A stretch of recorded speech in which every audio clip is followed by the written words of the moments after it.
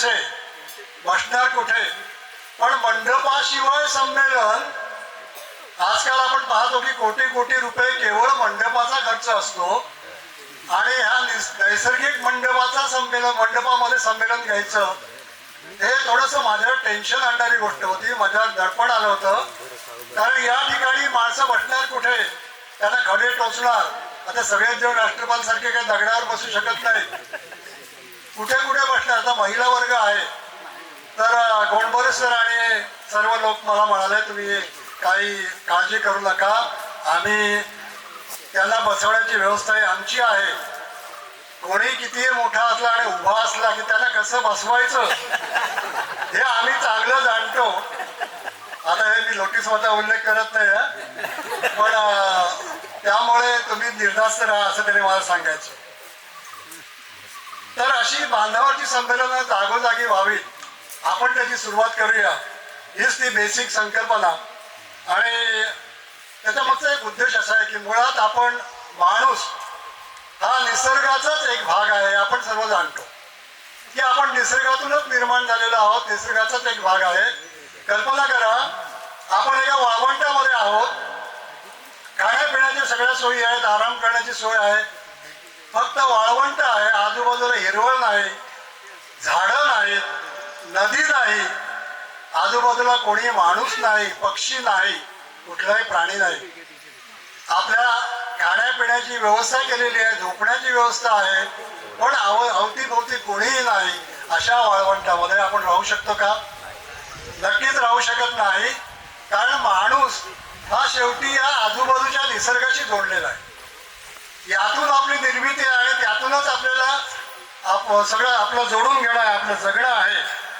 आणि म्हणूनच माणूस ही अशी व्यक्ती आहे की त्याच्या मनामध्ये सूरताल आहे, काव्य आहे, प्रतिभेचा एक तरल आविष्कार आहे, नातेसंबंध आहेत आणि या समूहाच्या परिस्थितीशी जोडून घेणं त्याचं आहे, त्याचं जगणं आहे. आणि म्हणूनच कवी, लेखक आणि साहित्यप्रेमी यांना निसर्गापासून दूर करताच येत नाही. त्यांना कृत्रिम जीवन नकोच असतं, कारण साहित्य हेच एका अकृत्रिम जीवनातून उमटणारा एक सशक्त असा ओंकार आहे. आणि म्हणून ठामपणे म्हणता येतं की माणसाच्या जैविक अस्तित्वापेक्षा माणसाचं सामाजिक आणि सांस्कृतिक अस्तित्व हे जास्त महत्वाचं आहे. मला पुन्हा निसर्ग हाच धागा पकडून मी पुढे जातोय. नैसर्गिक जीवनशैली, नातेसंबंध, जीवनाचा आणि जगण्याचा एकूण शोध, साहस, छंद, सवयी, आपत्ती, त्याचं निराकरण, या सगळ्या गोष्टीतूनच निरनिराळ्या रूपामध्ये साहित्य निर्माण होत असतं. साहित्य रिझवतं, साहित्य शिकवतं, साहित्य माहिती देतं, साहित्य कैफियत मांडतं, साहित्य मानवी जीवनातील विविध कंगोरे दाखवतं. म्हणूनच ते आपल्याला जवळचं वाटतं. या सगळ्याचं मूळ आहे ते निसर्ग. आणि म्हणून जवळपास सर्वच लेखकांच्या लेखणीमधून आपल्याला निसर्ग अनुभवायला मिळतो. जसं भारत आंबे म्हणतात की पिवळे पिवळे ऊन कोवळे पसरे चौफेर, ओढा नाही सोने वाटे. आता ही सोपी कविता आहे, आपण लहानपणी शिकलेली आहे. तसं बारकवींच्या कविता घ्या की हिरवे हिरवे गार गालीचे, कल्पना तशीच आहे. हरित तृणांच्या मखमालीचे, त्या सुंदर मखमालीवरती फुलराणी खेळत होती. किती तरल आणि उत्तम अशी एक कल्पना आहे. आणि अशा कवितामधून आपल्याला काय दिसतं तर आपला एक हिरवा कंच असा निसर्ग की जो कोकणाला जास्त लाभला आहे आणि तो निसर्ग आपल्याला साथ घालत असतो. आणि म्हणून साने गुरुजी असं म्हणतात, आता उठू सारे राम, शेतकऱ्यांच्या राज्यासाठी लावू पणाला प्राण. आता उठू सारे राम. दया पवार यांची कविता घ्या, बाई मी धरण धरण बांधते, माझं मरण मरण कांडते. म्हणजे या कवींच्या सर्व कवींच्या लेखनातून आपल्याला निसर्गाचं चित्रण दिसतंच, त्यातले प्रश्नही दिसतात, त्याच्यावर सामाजिक बांधिलकीचं हे सूत्र एक असं असतं की ज्याच्यामधून आपल्याला काही शिकायचं असतं. आणि सगळ्याचा एक समान धागा असतो, तो म्हणजे निसर्ग. सह्याद्रीच्या तळी शोभते हिरवे तळ कोकण, राष्ट्रदेवीचे निसर्ग निर्मित केवळ वंदन मन. ही कविता आपण आपल्या चिपळूणच्या कवी चिपळूणचे कवी माधव केशव काटडरे ज्यांच्या नावाचा पुरस्कार अलीकडेच मला मिळाला, ती कविता निसर्ग कविता ही अजरामर ठरली. तसंच वि ल बर्वे किंवा कवी आनंद चिपळूणचे त्यांच्याही कविता आहे. ह्या कविता कशा सुचल्या तर या कविता मी त्यांच्यावर एक महाराष्ट्र टाइम्समध्ये लेख लिहिला होता कवी आनंद यांच्यावर आणि माधव कवींवर सुद्धा खूप वर्ष झाली की इथून जो चिपळूण शहरामधून गांधारे शहराकडे जाणारी जी वाट आहे, जे रामतीर्थ तळ आहे, तिथून जे पुढे वाट जाते गणपतीचं मंदिर आहे आणि आपण गांधारे शहराकडे जातो, हा जो परिसर आहे चिपळूणचं वरदान आहे. अतिशय निसर्गरम्य असा हा परिसर आहे. या परिसरातून फेरफटका मारण्याची या दोघांची प्रथा होती. रोजचा सराव होता त्यांचा की या चालत चालत जायचं आणि येताना पिशवीभर कविता घेऊन यायच्या, पिशवीभर कल्पना घेऊन यायच्या. हे निसर्ग हाच माणसाला केवळ प्रवृत्त करतो. तू तुझ्या व्यथा मांड, तू लिही. हे सौंदर्य तो जे बघतोय अवतीभोवती ते कुठेतरी तुझ्या लिखाणामध्ये येऊ दे.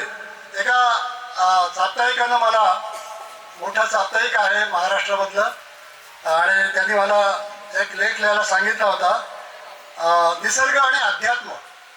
आता अध्यात्माचं आणि निसर्गाचं हे जवळचं नातं आहे हे आपल्याला सगळ्यांना माहिती आहे. 3 घटक आपल्याला या साऱ्याचे, आपण ज्या पृथ्वीवरचं जे जनजीवन आहे किंवा सगळं जीवन आहे, एकूण जीवन, याचा जर शोध घेतला तर वनस्पतीसृष्टी, प्राणीसृष्टी आणि मानवसृष्टी असे 3 याचे घटक आहेत. त्याच्यावर मी लेख लिहिला होता आणि त्याच्यामध्ये मी असं म्हटलं होतं की वनस्पतीसृष्टी आणि प्राणीसृष्टी याच्यावर माणूस आपल्या तांत्रिक प्रगतीमुळे असेल किंवा वैज्ञानिक प्रगतीमुळे असेल, तो याच्यावर मात करायला लागलाय. आधी संमेलन का गरजेचे आहे तर माणूस जी प्रगती करतोय, तांत्रिक प्रगती असेल किंवा वैज्ञानिक प्रगती असेल, या प्रगतीमुळे हे 2 उर्वरित जे घटक आहेत वनस्पतीसृष्टी आणि प्राणीसृष्टी हे धोक्यात आलेले आहेत. आणि त्यासाठी हा उपद्व्याप आहे की अशी संमेलनं जागोजागी घ्यायची आणि त्यातून आपण काहीतरी प्रबोधन करायचं समाजाचं. आज इथे निवडक 100-200 मंडळी जमलेली आहेत. त्या मंडळीचं कामच हे आहे की उर्वरित समाजाला जागृत करून प्राणीसृष्टी आणि मानवसृष्टी याच्यामधला जो काही पडदा, आता भेदभाव जो वाढत चाललेला आहे, अंतर वाढत चाललेलं आहे, ते दूर करून प्राणीसृष्टीला जवळ करा, वनस्पतीसृष्टीला जवळ करा आणि तुमचं अतिक्रमण थांबवा. आपण हिंदूंच्या ग्रंथामध्ये आपल्याला एक गणकृषींचं एक गणपतीची स्तुती करणारं स्तोत्र आहे. त्याच्यामध्ये एक ऋत नावाचा गणकृषींनी उल्लेख केलेला आहे की ऋतम वच्मी सत्यम वच्मी अवत्वम माम अवभक्तारम अवश्रोतारम अवधातारम अवधातारम अवानुचाम अवशिष्यम. आता हे जे ऋत आहे, हे ऋत म्हणजे काय? हे ऋत म्हणजे ऋतू नव्हे, तर या ऋतामध्ये बाकी सर्व हे पृथ्वीचं चराचर येतं. म्हणजे कसं आहे की आता दुपार आहे, संध्याकाळ होणार आहे, रात्र फुलणार आहे, आकाशात चांदणं फुलणार आहे, पहाट होणार आहे, पहाटे पुन्हा सूर्य उगवणार आहे, पुन्हा हे पृथ्वीवरचं जीवनक्रम पुढे चालू राहणार आहे. किंवा आपण असं म्हणूया की या ऋतामध्ये सगळे ऋतू पण येतात. पावसाळा आहे, हे कुठलं तरी बीज असतं, ते बीज जमिनीवर पडतं, पाऊस पडतो, त्या पावसाचं आणि त्या बीजाचं मिलन होतं आणि ते बीज जमिनीवर अंकुरतं, त्याचं झाड होतं, त्या झाडाचा वृक्ष होतो मोठा, त्या वृक्षाला फुलं येतात, वृक्षाला फळं येतात आणि ते बी पुन्हा त्या फळातलं बी जमिनीवर पडतं पुढच्या पावसाची वाट पहा. आणि हे जे काही चक्र आहे यालाच ऋत म्हटलेलं आहे. दिवसा मागून रात्र येणं, रात्री मागून दिवस येणं, बीजामधून कोंब अंतरणं, अंकुरणं आणि त्यातून पुढे नवं झाड निर्माण होणं किंवा नवे सृष्टी निर्माण होणं, हे जे काही आहे यावर आपण प्रयोग करायला पाहिजे. आणि याच्यामधले जे 2 घटक आहेत ते आपण सांभाळायला पाहिजे. एवढंच या निमित्तानं मला स्पष्टपणे सांगायचं आहे. आणि मग त्यासाठी काय करता येईल? वृक्षतोड हे आपण करतोय, मोठ्या प्रमाणात होते. हे वृक्षतोड आपण टाळू शकतो, आपण तिथे अडवू शकतो. आणि माणूस इतका मस्तवाल झाला आहे, साने गुरुजी म्हणतात त्याप्रमाणे, कोण आम्हा अडविलं, कोण आम्हा रडविलं, अडवणूक करणाऱ्यांची उडवू दाणादाण, आता पेटवू सारे रान. हे वेगळ्या अर्थानं इथे घेण्याची आपल्याला गरज आहे की आज आपण हे थांबवायला पाहिजे. वृक्षतोड थांबवा, पशुपक्ष्यांना त्यांच्या हक्काचं अन्न पाणी मिळू द्या आणि पर्यावरणासाठी असलेले 4 आर आपण वापरूया. आज आपण हे पाहतोय की बिबटे गावात येत आहेत, त्यावेळेला आपण त्यांच्यावर आक्रमण केलंय आणि बिबट्यांच्या नावाने आपण ओरड करतोय की ते माणसं खात आहेत किंवा गाई गुरांवर हल्ला करतायत. पण आपणच त्यांच्यावर अतिक्रमण केलेलं आहे. हे सगळं जर आपण थांबवायचं असेल तर काही गोष्टी आपल्याला करायला पाहिजेत. त्यातल्या 4 आरचा आपण वापर करायला पाहिजे. नैसर्गिक हानी होईल असं कृत्य कमी करा, म्हणजेच रिड्यूस कमी करा. रिपेअर जर आपण काही केलं, समजा नाईलाज म्हणून एखादं झाड तोडायला लागलं तर दुसरी 10 झाडं लावा की जी भविष्य काळामध्ये तोडली जाणार नाहीत, अशा जागी लावा. त्यातल्या तुटलेली साखळी जोडण्याचा पुन्हा प्रयत्न करा. रिसायकल म्हणजे पुन्हा त्याच गोष्टीचं रूपांतर जर आपण करून वापरलं तर काही गोष्टी आपल्याला अशा रूपांतरित वापरता येतात. आणि शेवटचं म्हणजे रियूज, आपण घेतो, वापरतो आणि फेकून देतो, थ्रो अवे करतो. आज ही संस्कृती आपली कशी आहे? थ्रो अवे संस्कृती आहे की आपल्याला वापर संपला की आपण फेकून द्यायचं. तर तसं न करता तेही आपण रियूज करायला शिकलं तर आपण याच्यावरचं अतिक्रमण आपल्या परीनं छोट्या प्रमाणावर थांबवू शकतो. म्हणून मी हे मुद्दाम सांगितलं. बांधामधला धामण नावाचं एक माझं पुस्तक आहे. ते पुस्तक बांधावर बसून सापाशी किंवा अन्य प्राण्यांशी कशी दोस्ती करता येईल याविषयी मी थोडंसं लिहिलंय त्याच्यामध्ये. पण आमच्या मित्रमंडळी मग इंगवले असतील किंवा गोंडबोरे असतील किंवा वाटेकर असतील, या सगळ्या मंडळींनी हे सगळं हेरलं आणि आज मला बांधावरच बसवून माझा खऱ्या अर्थानं सन्मान केला.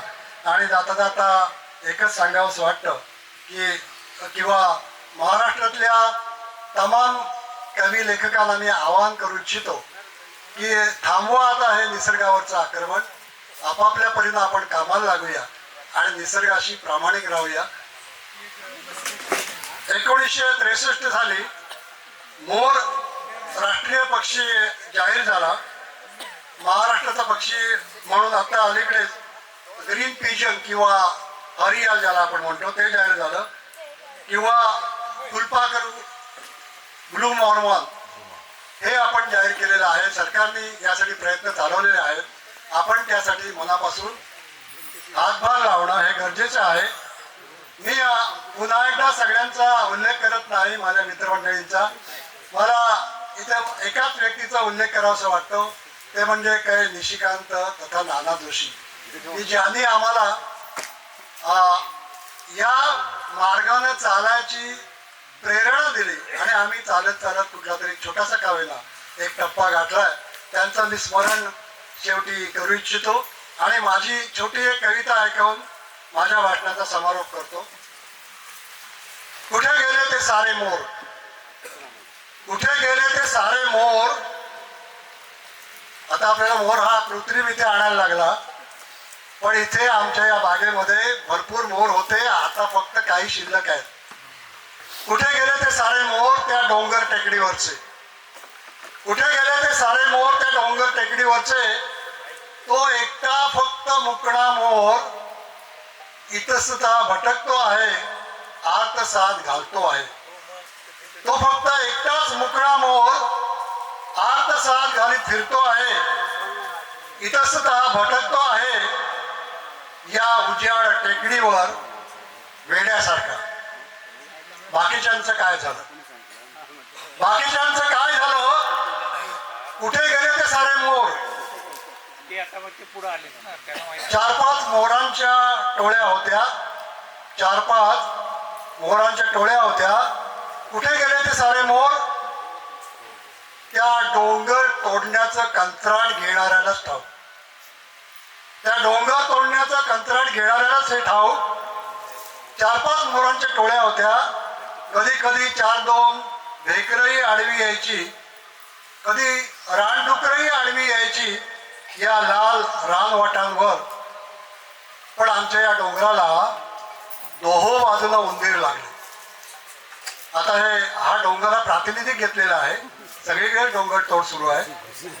आमच्या या डोंगराला दोहो बाजूला उंदीर लागले आणि ते कुरतडून खाऊ लागले अवघा डोंगरच. ते कुरतडून खाऊ लागले अवघा डोंगरच. एका पुढाऱ्यानं डोंगर पोखरून कॉलेज उभारले. एका पुढाऱ्यानं डोंगर पोखरून कॉलेज उभारली, शिक्षणाची मोठी सोय केली जनतेची, आणि डोनेशन घेऊन आपले खिस्से भरण्याची, आणि डोनेशन घेऊन आपले खिस्से भरण्याचे. दुसऱ्यानं दुसऱ्या टोकाकडून डोंगर खोदून उभी केली घरच घर. दुसऱ्यानं दुसऱ्या टोकाकडून डोंगर खोदून उभी केली घरच घर, कबुतरांच्या खुराड्यासारखी, आणि मोठी सोय केली जनतेची काळेपेटीत राहण्याची, आणि मोठी सोय केली जनतेची काळेपेटीत राहण्याची. डबक्यातले किडेच ते, डबक्यातले किडेच ते, पण डोंगरा एवढे उंच झाले. डबक्यातले किडेच ते, पण डोंगरा एवढे उंच झाले. डोंगरा एवढे उंच झाले पैशानं. डोंगरा एवढे उंच झाले पैशानं, पण आमचा डोंगर मात्र तुटला दोह बाजूला. पण आमचा डोंगर मात्र तुटला दोह बाजूला. पण अद्याप मधला कापलेला कडा, अद्याप मधला कापलेला कडा आणि भुंडा झालेला माथा शिल्लक आहे. अद्याप मधला कापलेला कडा आणि भुंडा झालेला माथा शिल्लक आहे. मी किती उंच होतो हे सांगण्यासाठी. व्याख्यानमाला असेल, साहित्य परिषदेचे कार्यक्रम असतील, आम्ही नाट्य परिषदेच्या माध्यमातून अनेक कार्यक्रम करतो, परंतु हे सर्व कार्यक्रम अतिशय उत्तम असतात. आपल्या पूर्वासुरीने जे सुरू करून दिलेत तेच कार्यक्रम आपण पुढे चालवतो. पण मला वाटतं आता जग बदलत आहे. डिजिटल युगात सर्वच गोष्टी बदलत आहेत. सामाजिक, सांस्कृतिक आणि तांत्रिक बदल फार मोठ्या प्रमाणावर होत आहेत. त्यामुळे आपल्या या सर्वच कार्यक्रमांचा एकदा कुठेतरी आढावा घ्यायला हवा असं मला वाटतं. म्हणजे आम्ही अखिल भारतीय नाट्य परिषदेच्या माध्यमातून गेले 2 वर्षात लहान मोठे 26 कार्यक्रम केले. हे कार्यक्रम आधी नानासाहेब जोशी दैनिक सागरचे संपादक यांनी सुरू करून दिले होते, तेच आम्ही पुढे चालवतोय. प्रकाश देशपांडेंनी सुरू करून दिले होते, तेच आम्ही पुढे चालवतोय. मला असं वाटतं की आत्ताची नवीन गरज लक्षात घेऊन यामध्ये काही बदल करण्याची गरज आहे का? मला असं वाटतं सर्वच संस्थांनी एकत्रितपणे आपल्या सर्वच कार्यक्रमांचा एकदा आढावा घेतला पाहिजे, सीमावलोकन केलं पाहिजे आणि यामध्ये बदल केला पाहिजे. मी अशासाठी म्हणतोय की आज 30 सेकंदाचं रेल बघण्याची नवी पिढी आहे. एक काळ 5 अंकी नाटक होतं, ते 2 अंकी नाटकापर्यंत खाली आलं. या बदलत्या परिस्थितीमध्ये या सर्वच कार्यक्रमांचं कुठेतरी सीमावलोकन झालं पाहिजे आणि नव्याने याची मांडणी केली पाहिजे. आणि हे काम साहित्यिक, शैक्षणिक, सांस्कृतिक क्षेत्रातल्या सर्वच संस्थांनी एकत्रितपणे केलं पाहिजे असं मला वाटतं. रसिक प्रेक्षकांबद्दल आपण नेहमीच बोलतो. आपले चिपळूणचे रसिक फार दर्दी आहेत, चांगला प्रतिसाद देतात, प्रत्येक कार्यक्रम उचलून धरतात. आजचा प्रतिसाद आपण बघतो. इतक्या लांब, इतक्या मोठ्या संख्येने लोक इथं बसायची सुविधा नसताना बांधावर बसायचंय हे माहीत असून इथं आले आहेत. मला वाटतं ही कौतुकाची गोष्ट आहे. पण आजकाल कोकणात फिरताना असं जाणवतं की साहित्याचा कार्यक्रम असला की संगीताचे लोक येत नाहीत, संगीताचा कार्यक्रम असला की नाटकातले लोक येत नाहीत, नाटकाचा कार्यक्रम असला की साहित्यातले लोक येत नाहीत. आपण आपल्यालाच कुठेतरी बंदिस्त करून ठेवलंय की काय? नशिबानं चिपळूणात तशी परिस्थिती नाहीये. हा रोग आपल्या गावात येऊन देऊ नका आणि आपल्या परीनं मी अशा अर्थाने म्हणतोय की आपण सर्वजण अत्यंत बिझी आहोत, प्रत्येकाला प्रचंड काम आहे, पण या कामातनं कुठेतरी वेळ काढून आपण आपल्या परीनं काहीतरी न्याय द्यायला हवा आणि किमान रसिक म्हणून तरी त्यांचं कौतुक करायला हवं असं मला वाटतं. मित्रांनो, भाषा बदलते. मगाशी मॅडमनी सांगितलं इंग्रजी शब्द मोठ्या प्रमाणावर येत आहेत, तंत्रज्ञानातले शब्द वेगळे येतात, राजकारणातले अनेक शब्द येतात. मी उदाहरणं देत नाही, पण असे बदलते शब्द आहेत.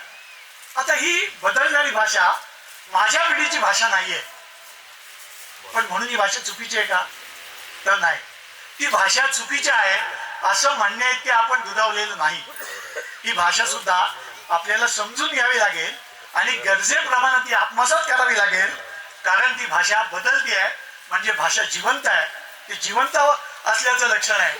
मग आजचे तरुण जी भाषा वापरत आहेत ती थोडी घाईची आहे, थोडीशी तुटक आहे, पण ती जिवंत आहे, कारण ती भाषा रस्त्यावर घडते, कॉलेजात घडते आणि मोबाईलच्या स्क्रीनवर घडते आहे. त्यामुळे या जिवंत भाषेचं आपण स्वागत केलं पाहिजे आणि गरजेप्रमाणे आपण त्याला समाविष्ट करून घेतलं पाहिजे. मित्रांनो, आणखीन एक, आपण आपल्या लहानपणी मराठी शाळेतनं शिकलो, त्यामुळे मराठीशी आपलं एक नातं होतं. आता मराठी शाळा बंद पडतात आणि इंग्रजी शाळा मोठ्या प्रमाणावर सुरू होत आहेत. मग मराठी साहित्याशी या इंग्रजी विद्यार्थ्यांचा धागाच कुठेतरी तुटला आहे असं मला वाटतं. मग हा धागा कुठेतरी जोडला गेला पाहिजे. आम्ही अखिल भारतीय नाट्य परिषदेच्या माध्यमातून पुढच्या वर्षी असा प्रयत्न करणार आहोत की चांगलं सकस आणि दर्जेदार मराठी साहित्य या इंग्रजी शाळांच्या विद्यार्थ्यांमध्ये जाऊन सादर करायचं आणि मराठीत काय दर्जेदार आहे हे त्यांना कळू द्या तरी. कारण आपण जे मराठीत शिकलो त्यावेळी अक्षर शिकताना आपण शब्दावर प्रेम करायला लागलो.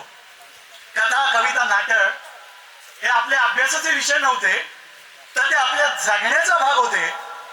आता चित्र बदलतंय म्हणून हा नवीन प्रयोग आम्ही करणार आहोत. ज्यांना याच्यात सहभागी व्हायचंय त्यांनी संपर्क साधा. या निमित्तानं उत्कृष्ट साहित्य सादर करून नव्या पिढीला मराठी शब्दांशी आणि तिच्या भावविश्वाशी जोडण्याचा आमचा हा प्रयत्न आहे. या प्रयत्नासाठी तुम्ही मार्गदर्शन, सहकार्य करावं एवढी अपेक्षा या निमित्ताने व्यक्त करतो.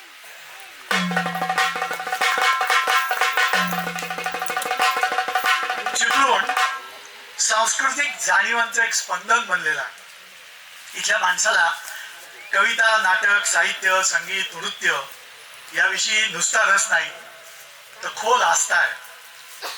आणि ही आस्था त्याच्या जगण्यामध्ये मिसळलेली आहे. असा हा सांस्कृतिक प्रेमाचा एकत्रित DNA चिपळूणच्या लोकांच्या कुठून आला हो असा प्रश्न कधी कधी पडतो.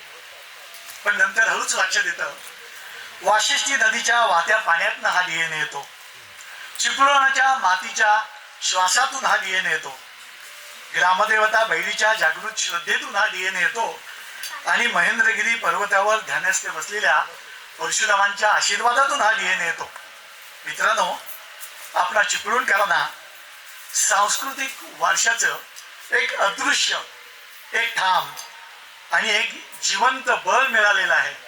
हे बळ टिकवण्यासाठी, वाढवण्यासाठी आणि समृद्ध करण्यासाठी आपण सर्वांनी एकत्र काम करूया अशी मी अपेक्षा व्यक्त करून थांबतो. जय हिंद, जय महाराष्ट्र.